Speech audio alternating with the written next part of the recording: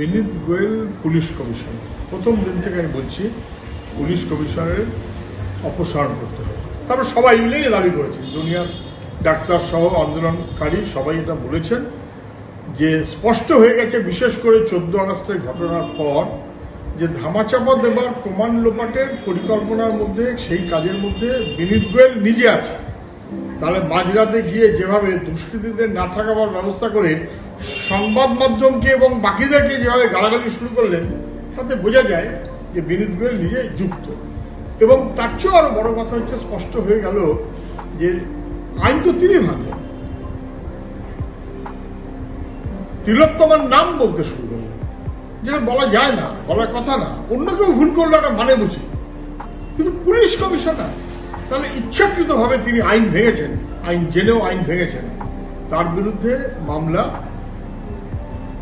Court গ্রহণ করেছে, মামলা হবে, তার জন্য বন্দোবস্ত করেছে। বরং সেখানে কেন্দ্রের কর্মীবর্গকেও যুক্ত করতে হবে, কারণ তিনি সেন্ট্রাল সার্ভিসের লোক। আমি জানি না সেন্ট্রাল গভর্নমেন্টের কিছু খেয়াল আছে কিনা।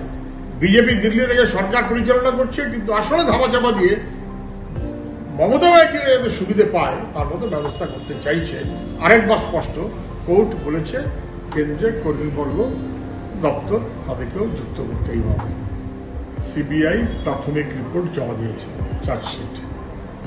তাতে ওই যে সিভিক পুলিশ অভিযুক্ত যে ছিল, সঞ্জয় নাকি নাম, তাকে অভিযুক্ত হিসেবে রাখা হয়েছে। বাকি অভিযুক্ত কারা এখনো স্পষ্ট করেনি, কিন্তু তথ্য প্রমাণ লোপাট হয়েছে এটা স্পষ্ট করেছে। নানান রকমের কাণ্ড কারখানা ঘটেছে, 200 জনের মতন তাদেরকে তদন্তের এখতিয়ারে নিয়ে আসা হয়েছে। কিন্তু এখানে অভিযুক্তরা যেহেতু উচ্চতম মহলের লোক, কলেজের প্রিন্সিপাল, যাকে প্রিন্সিপাল চলে গেলে 4 ঘন্টার মধ্যে প্রমোশন দিয়ে দেন মুখ্যমন্ত্রী স্বয়ং, এই রকমের সমস্ত ভারী ভারী লোকেরা অনেক রকমের তথ্য প্রমাণ লোপাট করেছে, এটা বোঝা যাচ্ছে। সময় হয়তো বেশি লাগছে।